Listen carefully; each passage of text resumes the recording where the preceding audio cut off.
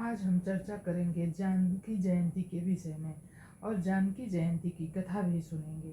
जानकी माता जयंती का पर्व माता सीता के प्रकट उत्सव के रूप में मनाया जाता है।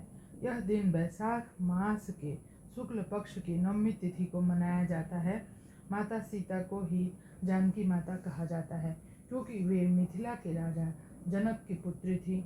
इस दिन व्रत, पूजा पाठ और माता सीता की कथा का श्रवण करना अत्यंत शुभ माना जाता है। की माता की उत्पत्ति वाल्मीकि रामायण और अन्य पुराणों के अनुसार मिथिला के राजा जनक अत्यंत धर्मपरायण और न्यायप्रिय राजा थे। उनकी कोई संतान नहीं थी, जिससे वे अत्यंत चिंतित रहते थे। उन्होंने संतान प्राप्ति के लिए यज्ञ करने का निश्चय किया और संतान प्राप्ति हेतु भूमि को हल से जोतने लगे। जब राजा जनक खेत जोत रहे थे, तभी हल की नोक से धरती के भीतर से एक दिव्य कन्या प्रकट हुई। वह कन्या कमल के समान तेजस्वी और सुंदर थी।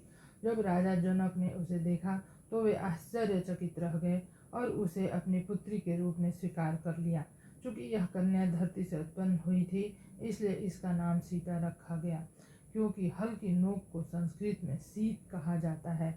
इसके अतिरिक्त राजा जनक के नाम पर इन्हें जानकी भी कहा जाता है और मिथिला की राजकुमारी होने के कारण वैदेही भी कहा जाता है।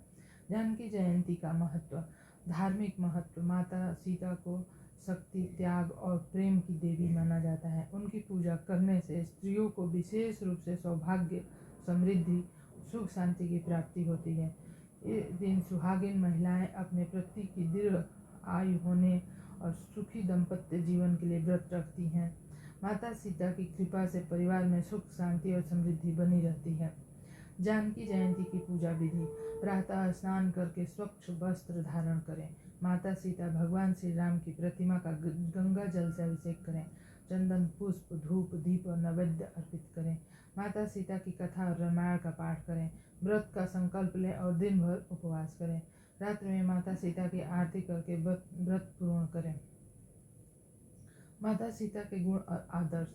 माता सीता भारतीय संस्कृति में नारी शक्ति और पतिव्रता धर्म का सर्वोच्च उदाहरण है।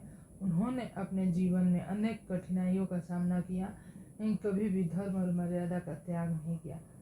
माता सीता ने राजमहल का वैभव छोड़कर भगवान श्री राम के साथ वनवास स्वीकार किया। लंका में रावण के बंदी गृह में भी उन्होंने संयम और धैर्य बनाए रखा।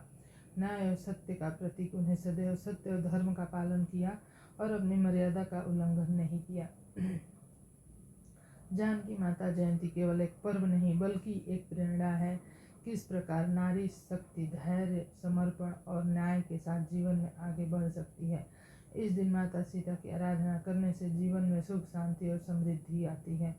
तो यह वीडियो आपको कैसा लगा कमेंट करके बताइए। चैनल को सब्सक्राइब करिए, वीडियो को लाइक करिए और शेयर करिए। धन्यवाद।